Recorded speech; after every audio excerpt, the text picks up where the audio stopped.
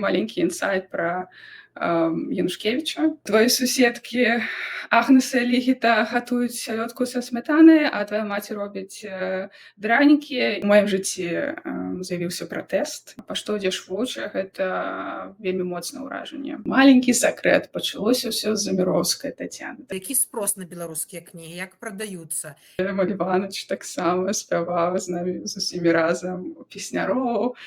Міністр сепультуры, так.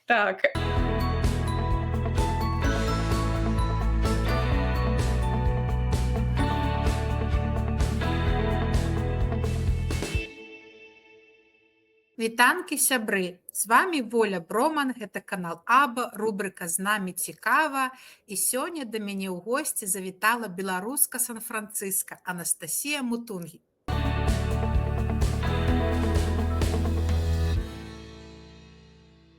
Вітанкі, Наста!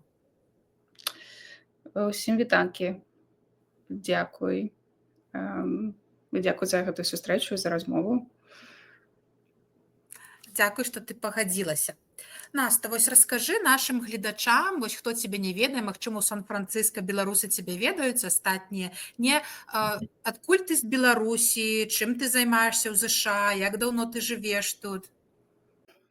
Па-першае, я хочу падзякаваць табе асабіста і ўсім дзяўчынам і каардынатаркам, якія ладзяць імпрэзы, размовы і гэтак далей. Дзякуй, гэта вельмі натхняльна і вельмі прыемна бачыць. Я паходжу з маленькага горада ў заходняй Беларусі, горад Слонім, легендарна знакаміты. Па-першае, сваёй гістарычнай спадчынай.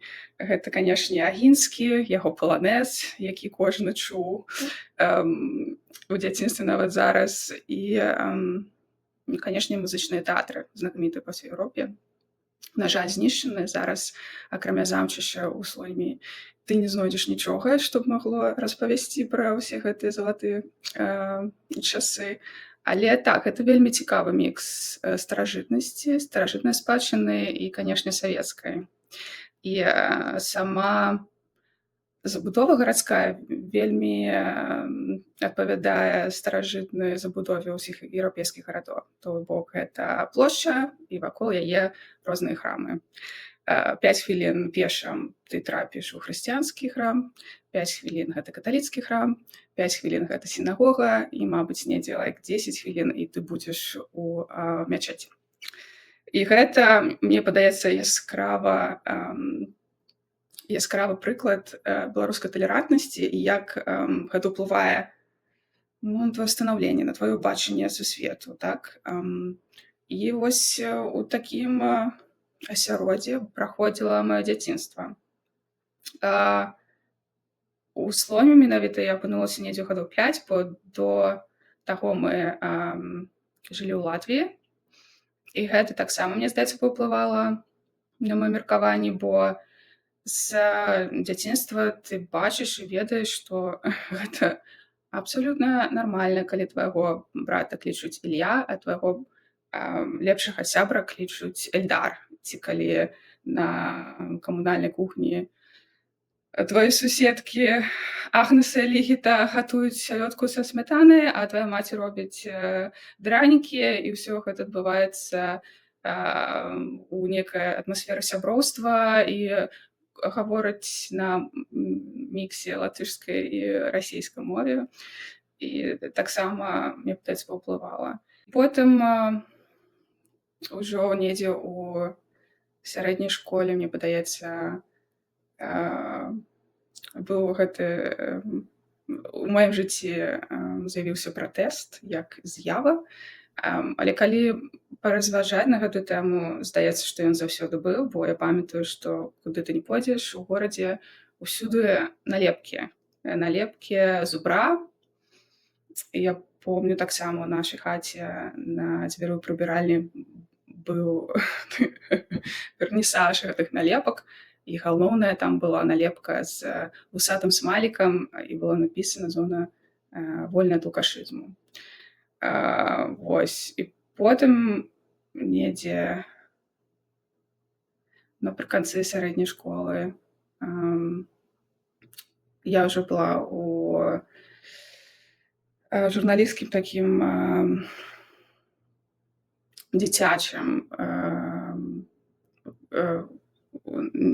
я не ведаю, як гэта назваць, не колам, гэта мясцовая газета апазіцыйная. Яны рабілі такія заняткі для дзяцей, навучалі іх, як пісаць артыкулы.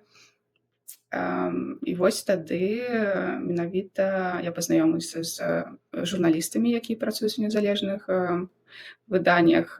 Потым гэтая газета была забанена, канешне. І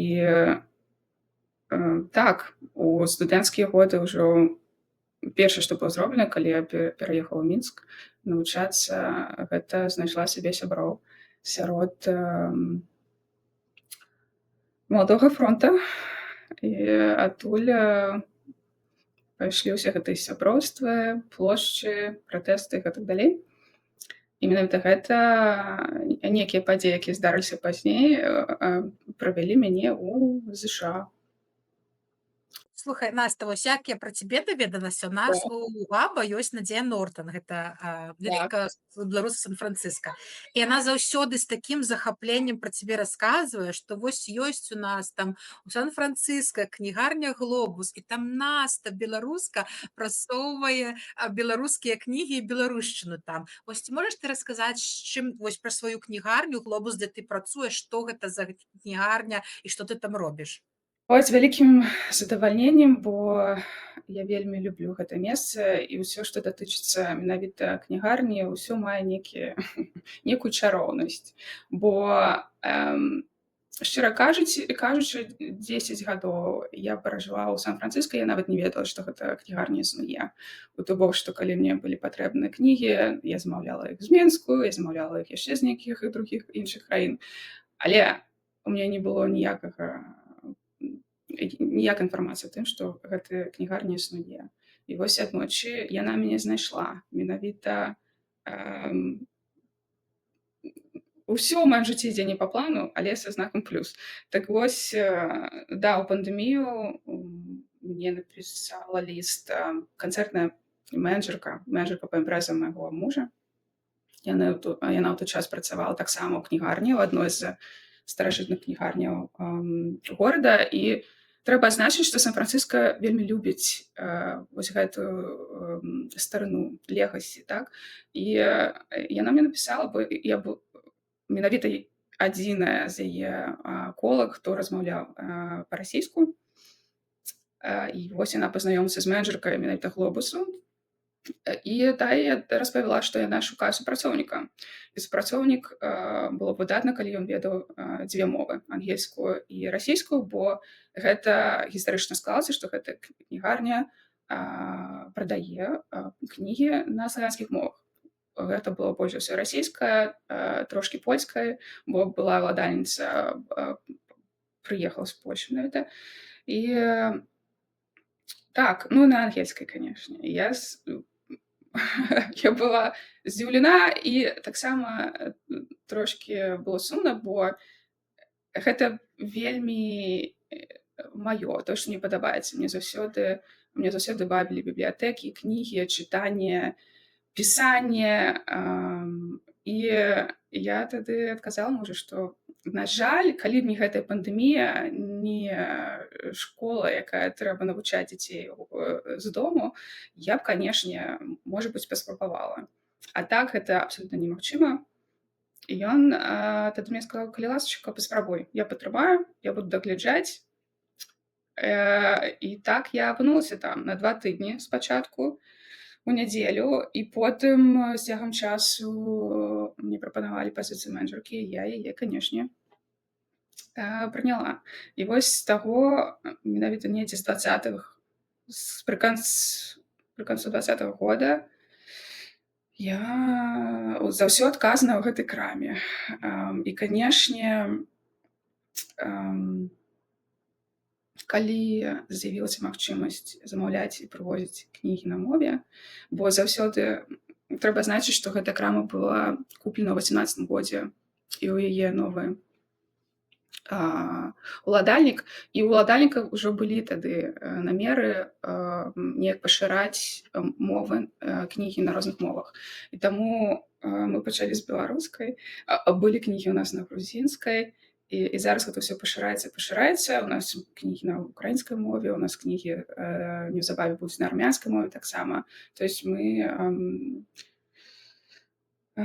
плануем і робім усё магчымае, каб мець кнігі на розных мовах і каб розныя зусім камьюніці, людзі з розных краін маглі знайсці кнігу, каб яе прачытаць, каб прыйсці, яе палістаць, патрогаць рукамі, успомніць усё, як гэта было, гэтак далей.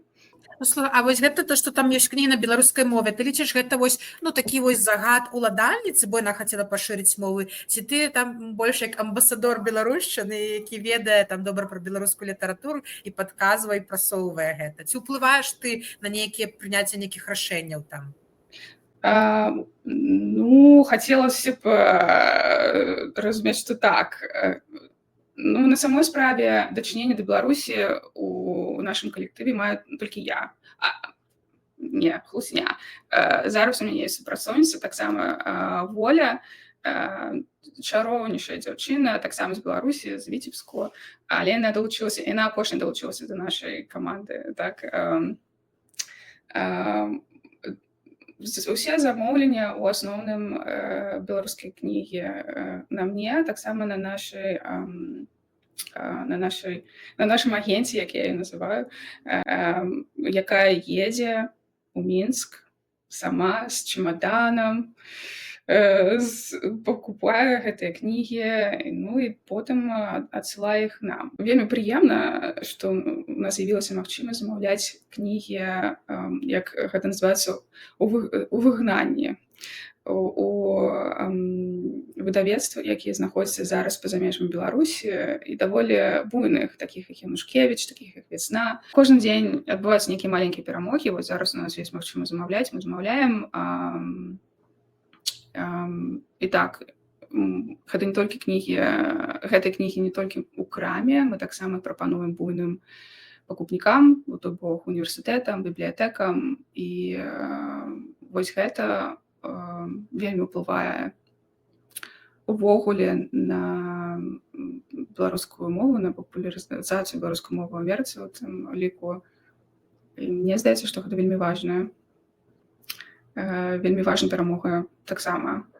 А вось увогуле вызывае цікаўнасць у людзей, які спрос на беларускія кнігі, як прадаюцца, і хто звычайныя пакупнікі іх? Вось як вы сказала, сярэднестатыстычны пакупнік беларускіх кніг у Сан-Францыска? Ну так, па-першае, канешне, кожны дзень да нас прыходзіць больш і больш беларусаў, і, канешне, намаганнямі той жа Надзеі, і ABA, і іншымі беларускімі суполкамі у нас ўсё больш і больш з'яўляецца больш людзей, якія даведваюцца пра гэту краму, то, што яна існуе, то, што там можна набыць беларускія кнігі на беларускай мове. Але каб зрабіць такі нейкі партрэт адзінага стандартнага пакупніка, гэта, канешне, цяжкавата, бо, як ты сама сказала, іміграцыя зусім розная. То есть даволі часта бывае замовы на беларускую класіку. Так? То есть, то бок, гэта онлайн-заказы, ты толькі пра то, які штат, якую краіну нават дасылаюцца гэтыя кнігі, ты не маеш ніякага ўражання, што гэта за чалавек. Людзі, якія прыходзяць у краму менавіта сваімі нагамі, гэта таксама розныя, але у асноўным моладзь. Моладзь, якая з'ехала вось пасля 20-го году, ёсць моладзь, якая ўжо выгадавалася ў ЗША, то бок, што іх бацькі пераехалі, і вось яны зараз адкрылі для сябе беларускую кнігу. І гэта таксама некія выбіраюць гэтыя забаненыя кнігі. так, нейкія топ-хіты апазіцыі і выгнанні і так далей. Некаторых цікавяць пераклады на беларускую мову якіх-небудзь класічных выданняў дзіцячых, той жа Лінгрэн ці Экзюперы. І таму гэта вельмі цікава замаўляць гэтай кнігі, рабіць так, каб кожны з чытачоў змог знайсці нешта для сабе, тое, што яму па сэрцу. А ты сама любіш беларускую літаратуру? Што табе падабаецца чытаць? Якія там класіка, сучасная? Што ты вось зараз чытаеш, любіш з беларускага? Шмат вершаў. Мне гэта цікава, бо апошняя кніга, якую я вось толькі-толькі прачытала, яна датычыцца Беларусі вельмі, але яна напісана расійскую моваю. Гэта кніга Дзімідовіча Александра «Запіскі несостоявшегося хіміка». І гэта, мабыць, будзе мая рэкамендацыя таксама ўсім, хто хоча даведацца, як гэта пабываць па-за кратамі менавіта на Крэсціна. І усе нейкія важныя пытанні, як там Эдзік Бабарыка, напрыклад, усё гэта можна знайсці там. Таксама такі маленькі інсайт пра Янушкевіча і гэтак далей, бо я бачу, што, на жаль, наша рэальнасць такая, што мы ўсе ведаем, як сядзець у расійскай турме, як што адбываецца з тымі, хто па-за кратамі былі і ёсць, і, на жаль, вельмі мала інфармацыі аб тым, як гэта у Беларусі. І гэта вельмі радыкальна адрозніваецца па ўмовам, па адносінам і гэтак далей. І гэта было вельмі цікавае чытанне, на мой погляд. Я вельмі люблю беларускія паданні, легенды. Мне здаецца, што гэта таксама паўплывала на маё некае меркаванне о наваколлі і беларусах, Беларусі таксама, бо вось гэта некая чароўнасць усёго, што праисходзіла і праисходзіць. Гэта вельмі мне блізка. Я вельмі большой фанат таго, што робіць Плямбаў, беларускае выдавецтва. І з паследняга у двух кніг, які выходзяць зараз на мове, «Па што ідзеш вуча», гэта вельмі моцнае ўражанне. І не толькі по тым, як гэта напісана, якой моваю, і гэта вельмі паэтычна, гэта чытаецца амаль што як верш, ведаеш. Гэта вельмі істотны такі вельмі істотная інфармацыя аб тым, як гісторыя Беларусі самой, як гэта вельмі ўплывае на сучаснасць. І як па мне, так дапамагае зразумець вось гэту гістарычную спадчыну Беларусі. Вельмі складана адносіны паміж рознымі народамі, якія жылі і жывуць на Беларусі таксама. Ну, я яшчэ ведаю, Наста, я мею дачыненне да пісьменнікаў як бы онлайн, толькі магу як цябе праз экран пабачыць, а ты у вас за апошні, за 2024 год пабывала вельмі шмат беларускіх пісьменнікаў, там і Маляваныч быў у кнігарні, і хто Сцяпан Стурэйка прыходзіў, і вось Сяржук там свой спеўнік вам прывёз. Раскажы вось свае ўражанні, з чаго это ўсё пачалося? Маленькі сакрэт. Пачалося ўсё з Заміровскай Тацяны. Тацяна, прывіт. Па-першае, мне вельмі прыемна, што да нас заходзяць беларускія пісьменнікі, што ёсць розныя мовы для іх, каб яны прыязджалі сюды ў Штаты і гэтак далей. Бо усе гэтыя мерапрыемствы, якія імпрэзы лажу я, у нас няма ніякай магчымасці рабіць нейкія квіткі ці яшчэ небудзь. Мы заўсёды робім іх за любоў да літаратуры і папяровую кнігу, назовем гэта так. І мне прыемна, што ёсць нейкі водгук, што гэта таксама блізка і аўтарам, і чытачам, які прыходзяць паслухаць, пабачыць, пагутарыць. Гэта гэта вельмі натхняльна. І, канешне, цікава таксама. То бок, што я заўсёды разважаю аб маім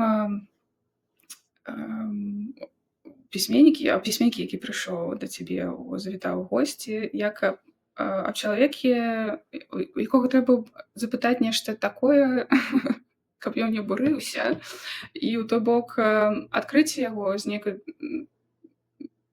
такой старонкі, мабыць, якой ніхто яго дагэтуль не запытваў. І так адбылося з Маляванычам таксама. Усе гэтыя імпрэзы вельмі утульныя, і шмат хто адказвае і распавядае тое, што ніколі дагэтуль не казаў. І гэта заўсёды вельмі ўражвае. І таму мне падаецца, і нам, і пісьменнікам прыемна яны неяк знаходзяць гэтыя стасункі, каб завітаць да нас. Як я ўжо адказала, пачалося ўсё з Тацяны. І мы тады, як ты ведаеш, яна піша расейскую мову, але пра Беларусь. І мы тады размаўлялі пра яе кнігу кароткай прозы «Земля каких-то чисел» і «Смерти нет». Вось, і калі ты чытаеш яе кароткую прозу, то ты можаш считываць усе гэты беларускае ДНК. Так, нейкія з'явы, нейкія рэчы, якія таксама знаходзяцца ў табе ўнутры. І гэта было вельмі цудоўная імпрэза. Яна была першая імпрэза з беларускім аўтарам. І потым, і менавіта з дапамогай Надзеі таксама, бо у той час я яшчэ не ведала Тацяну асабіста, і ўся камунікацыя праходзіла праз Надзею, мне падаецца, але я не вельмі памятаю. Вось. І потым, калі прыехаў Маляваныч, гэта герой майго дзяцінства таксама. І калі я даведалася, як праходзіла яго эміграцыя, праз якія краіны, якім чынам ён у ёй апынуўся, стала кепска. І, канешне, у такіх выпадках ты аддаеш усю цеплыню, усю пяшчоту, каб толькі зладзіць гэтую імпрэзу такім чынам, чтоб чалавеку спадабалася, чтоб ён адчуў сябе дома, на роднай нейкай зямлі і гэтак далей. І так, было вельмі шчыра, вельмі цёпла. І гэта імпрэза менавіта уся апынулася міні-канцэртам з песнямі пад гітару, дзе Маляваныч таксама спяваў з намі з усімі разам песняроў і гэтак далей. То есть усе гэтыя сустрэчы, яны маюць такі тэрапеўтычны некі характар. То есть гэта заўсёды дадае цябе трошкі больш, чым проста размова пра літаратуру ці якія-небудзь кнігі. Я думаю, мы можам таксама прарэкламаваць. Я думаю, гэта відэа паспее выйсці да таго, што хутка у вас будзе сустрэча з Александром Чарнухам у кнігарні, так? Мы пакінем, не хвалюйцеся, усе спасылкі, мы пакінем на кнігарню спасылку, як замаўляць кнігі. Там можна прыйсці фізічна, я так разумею, онлайн у кнігарні замовіць, соцсеткі кнігарні. Таксама напішам аб'яўку, калі будзе сустрэча з Александром Чарнухам, таму сачыце і за соцсеткамі Аба, і за соцсеткамі кнігарні Глобус. Чарнуха для мяне новы пісьменнік, для мяне асабіста, бо у мяне не шмат кантактаў з тым, што адбываецца зараз у Беларусі. У той бок, што я не адсочваю блогераў буйных беларускіх і гэтак далей, а менавіта Чарнуха перш за ўсё з'яўляецца музычным крытыкам беларускай музыкі. І я бачу, як іншыя беларусы якую рэакцыю мае гэтай навіны, што ён прыязджае, і гэта заўсёды шмат эмоцый. Сам міністр сепультуры. Міністр сепультуры, так, так, але гэта вельмі цікава для мяне будзе вопыт, бо так, як я ўжо адказала, для мяне Саша гэта пісьменнік, які вязе сваю новую кнігу на беларускай мове «Гвалт», якая менавіта вельмі адрозніваецца ад яго першай кнігі. Якое дачыненне, як ён прыйшоў да пісьменства ад музыкі, гэта таксама вельмі цікава. Я ўжо ведаю, што будзе шмат пытанняў, будзе шмат дыскусій, размоў, і таксама я планую і спадзяюся, што ў нас будуць чытачы, якія прыйдуць на размову, менавіта нашы амерыканцы.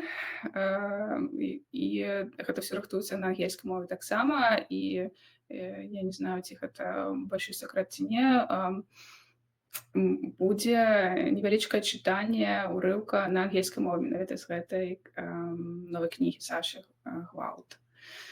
Так, мы чакаем вельмі.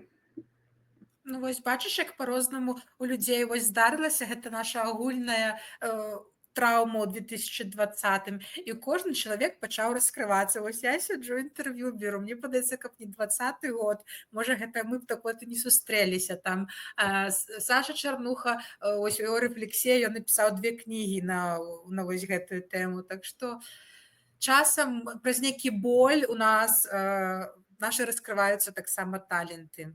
Але, на жаль, праз боль, так. Мы калі закранулі гэтую тэму, ты жывеш у ЗША, ну, вельмі даўно, яшчэ задоўга да 20-го года. Што, я так разумею, ну, ты заўсёды сябе адчувала беларускай. Ты не так, што амерыканізавалася і адрэклася. Што ўсе гэтыя годы падтрымлівала ў цябе вось гэтую беларушчыну ўнутры табе? Добрае пытанне. Ну, мабыць, тое, што я ведаю, што мая ДНК беларуская, што я гадавалася ў Беларусі. Да, у мяне былі розныя вопыты ў розных краін, і я не ведаю, не адчувалася, усе гэтыя годы майго дзяцінства і студэнцтва таксама быў заўсёды нейкі такі маладзёвы аптымізм аб тым, што зараз мы нешта зменім, што гэта так адбывацца не будзе, так быць не можа. Усе будзем намагацца. Нас вельмі шмат, і мы зробім прыгожую Беларусь будучыні, дэмакратычную, дзе мы будзем размаўляць на сваёй мове, дзе ў нас будзе той лідар, якога мы выберам. Ты песіміст і аптыміст. Ну да, калі ўсе маладыя, хочацца, гэй, пабегу на пратэст, там, і верыш усё гэта, ўсё жыццё перадзе. Вось прашлі вось гэтыя годы, і ты там з самага дзяцінства бачыла, людзі змагаюцца, нічога няма. Як вось зараз ты ў сённяшні дзень бачыш будучыню Беларусі? Ці дасюль ты аптымістычная? Я, канешне, аптымістычная, но гэта праблема майго бачання свету. Я аптымістычны, і я аптыміст і ідэаліст у нейкім ідэаліст. Так, у маім разуменні, ну, немагчыма знішчаць свой народ увесь час. У нейкі момант гэта народ перамагне. І 20-й год быў вельмі уплывальны ў гэтым плане, бо у некаторы момант здавалася, што зараз гэта адбудзецца, што гэта адбываецца, і гэта адбудзецца. І гэта беларусы ўсе, якія былі на пратэстах, ну, настолькі ачмурэныя, настолькі натхняльныя. Я не ведаю, калі б не сябры Лукашенка у твары Пуціна гэтых далей, то невядома, як бы адбылося. Але на дадзены момант, ну, трэба неяк таксама верыць. Я не ведаю, верыць у сабе, ў краіну, Ну, цяжкае, гэта цяжкае складанае пытанне. Бо мне падаецца, што тыя, хто ўжо столькі гадоў жыве вось у асяроддзі ненавісці і татальнай прапаганды, ну, ты не можаш неяк не прыняць гэта на сябе. І, канешне, 87%, з якімі Лукашенко выйграў прошлыя выбары, гэта смешна. Але ёсць людзі, якія выбіраюць Лукашенка менавіта таму, што яны столькі гадоў жывуць у Беларусі і на іх уплываюць гэтыя праўласныя навасныя праграмы і гэтак далей. Прапаганда є прапаганда, і гэта бачна і па Беларусі, і па нашым суседзям Расіі і гэтак далей. А ты не заўважала такое, што ну там многія людзі, якія выходзілі на пратэст, яны выходзілі менавіта супраць Лукашенка, але гэтыя людзі на Беларусі як бы они таксама яшчэ не дараслі да дэмакратычных каштоўнасцей. Ім вось быў менавіта агідны Лукашенка, а калі б там нейкі, але не дэмакратычны лідар быў, ім бы таксама было окей. Ты згодная з такім меркаваннем? Ці гатовы беларусы да дэмакратыі? Ці гатовыя? Ну вось у дадзены момант я не ведаю, але мне здаецца, што трэба атрымаць гэту дэмакратыю, ты ведаеш, і паспрабаваць жыць пры дэмакратыі, перанімаць усе гэтыя дэмакратычныя традыцыі, усе гэтыя нейкія правілы жыцця і гэтак далей.